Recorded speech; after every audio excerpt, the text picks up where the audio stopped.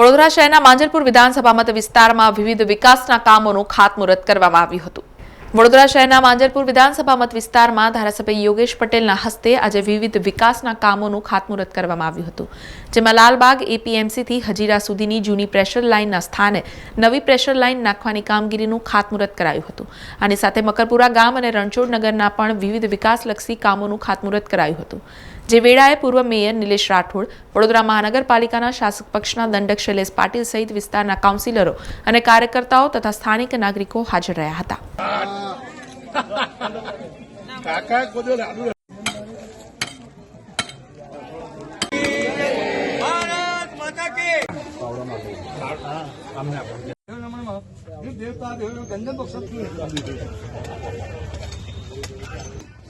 Jai Jai Shri Ram, Jai Jai Shri Ram. Bharat